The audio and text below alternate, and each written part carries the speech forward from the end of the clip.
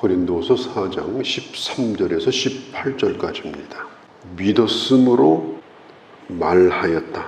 믿었으므로 말하였노라. 내가 믿는 바를 말하는 것이 중요합니다. 그 사람의 말을 통해서 그 사람의 믿음이 드러납니다. 저 사람은 뭘 믿고 저렇게 큰 소리를 치나? 저 사람은 뭘 믿고 저렇게 확신을 가지고 있나? 그 사람의 가지고 있는 가치관, 그 사람의 인격, 그 사람이 살아가고 있는 인생의 그 기초, 인생관, 이런 것들이 말을 통해서 드러나게 됩니다. 우리도 말을 할 때 내가 믿은 바를 말해야 되는데 하나님을 믿는 사람입니다.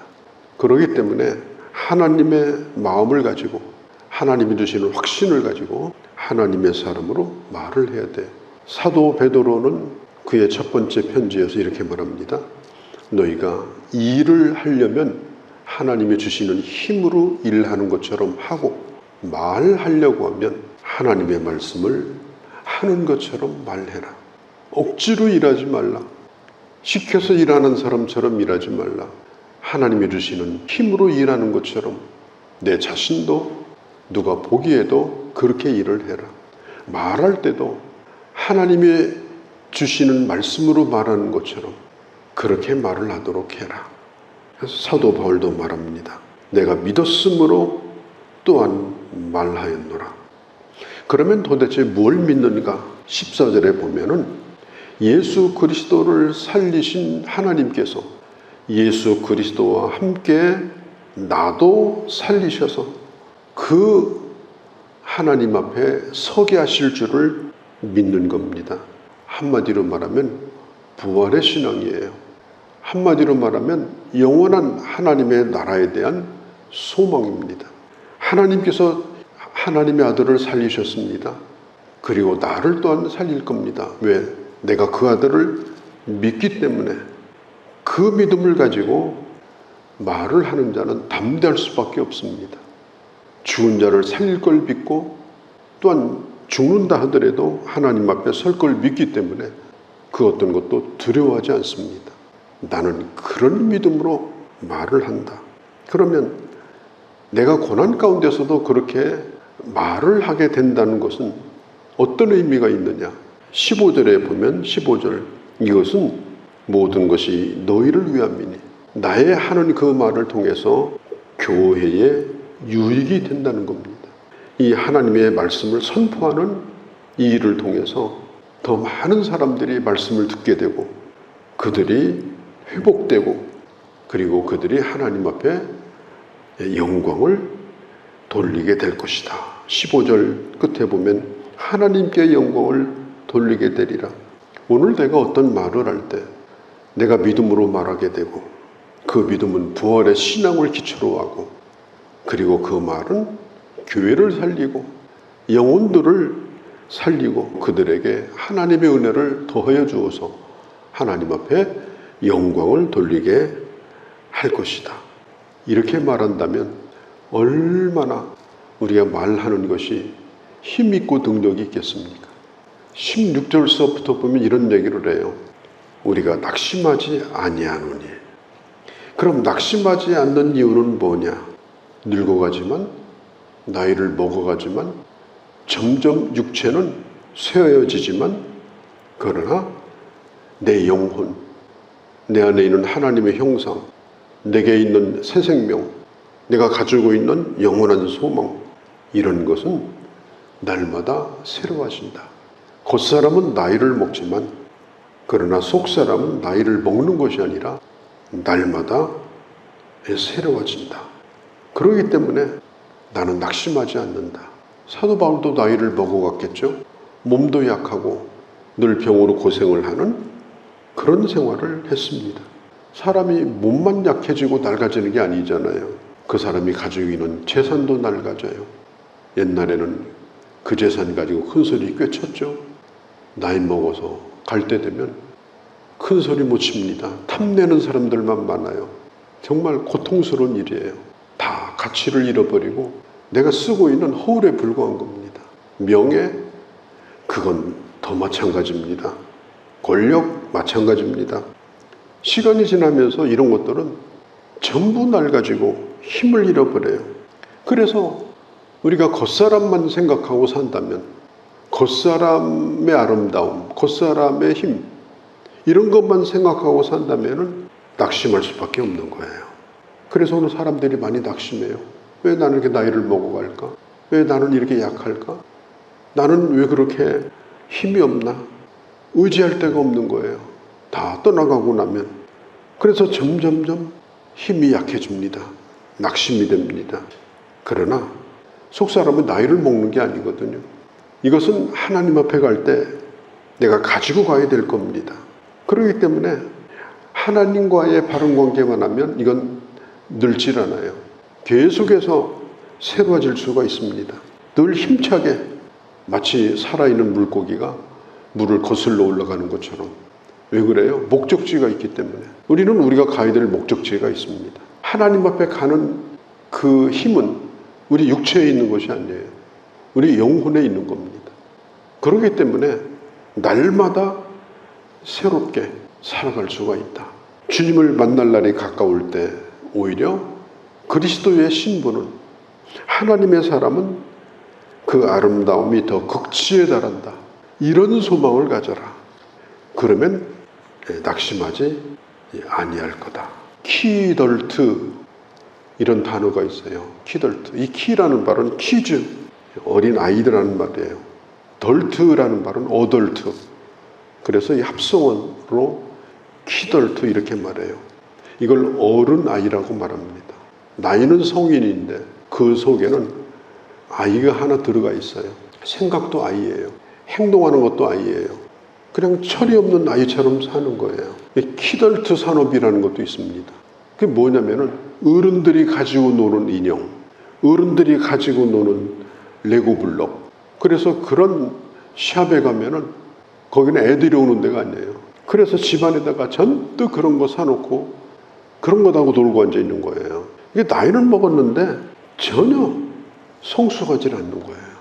이제 교회가 노령화되는 거, 젊은 분들이 점점 나이를 먹어가는 거, 그거보다 더 심각한 게 뭐냐? 나이는 먹었는데 어린아이 같은 신자들이 점점점 쌓여져 가는 거, 이건 감당 못하는 겁니다. 그러면 교회가 소망이 없어요. 교회의 미래가 보이지 않습니다. 나이가 먹어가더라도 날마다 새로워지는 그런 영혼을 가지고 살아가는, 세상을 거스리고 주님 부르시는 그날까지 주신 사명을 끝까지 잘 감당하고자 하는 그런 열정을 가진 하나님의 사람들이 있다면 젊은이들이 그걸 본받죠. 얼마나 교회가 활력이 생기고 능력이 생기겠어요. 너무나 안타까운 일입니다. 오늘 사도 바울의 고백을 기억을 해야 됩니다. 겉사람은 낡아지나 어쩔 수 없는 거예요. 그러나 속사람은 새롭도다. 속사람은 날마다 새롭도다. 어제의 사람이 오늘의 사람이 아니다. 옛날에는 시기, 옛날에는 쓴뿌리, 옛날에는 가시, 그런 것들이 막 쏟아져 나왔는데 이제는 나이가 먹어가면서 내 속에 있는 보배, 육신은 깨져가는데 깨져가는 육신 사이로 빛이 보입니다. 우리가 이미 7절에서 본 것처럼 4장 7절에서 우리 안에 있는 보배가 점점 드러나기 시작합니다. 젊을 때는 잘 몰랐는데 비로소 나이를 먹으니까 그 사람 속에 있는 아름다움이, 그 사람 속에 있는 참된 것이 나이 먹을수록 더 드러납니다. 육신이 깨질수록 더 드러납니다. 육신으로는 아무것도 할 수 없는데 빛이 납니다. 그게 바로 사도 바울이 꿈꿨던 자기의 모습이고 우리가 꿈꿔야 될 오늘 우리의 모습인 것입니다. 우리는 하나님 앞에 기도할 때 하나님, 나 깨지지 않게 해주세요. 갈수록 건강하게 해주세요. 하나님은 아닙니다. 늙어가라. 깨져가라. 그리고 네가 간직했던 너의 속사람, 네가 평생 섬기고 살았던 예수 그리스도가 어떤 분인가, 그분을 드러내도록 해라. 이게 하나님의 방법이고 이게 십자가의 방법이에요. 17절 18절에 보면 잠시 받는 환난에 대해서 나옵니다. 여기 잠시라고 말해요. 짧다는 겁니다. 그리고 가볍다는 것입니다. 현실이 어려울 때는 굉장히 시간이 가질 않아요. 현실이 어려울 때는 이게 가볍지 않고 무거워요.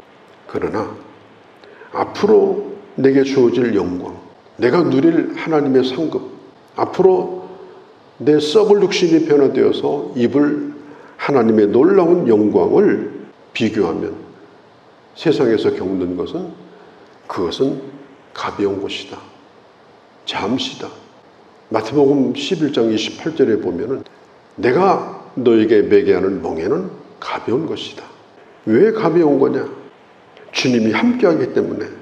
우리 인생이 짊어지는 짐이 참 많습니다. 힘든 일이 참 많습니다. 그러나 나는 끝까지 주님과 함께 나는 이 길을 갈 것이다. 그러면 결코 어렵지 않습니다. 아무리 나이 먹고 병이 들고 부스러져도 우리가 하나님 앞에 가장 아름다운 모습으로 가도록 하나님이 우리를 만드신 거예요. 그러니까 무조건 자꾸 꾸미고 나를 강건하게 해달라고, 해도 안 되는 걸 하게 해달라고 하지 말고 부스러지는 과정 속에서 나의 보배 되신 예수 그리스도를 드러내는 그 하나님의 뜻을 드러내도록 해야 되는 것입니다. 이제 번역서 가운데 많은 번역이 있는데 이 메시지 성경이라는 번역이 있어요.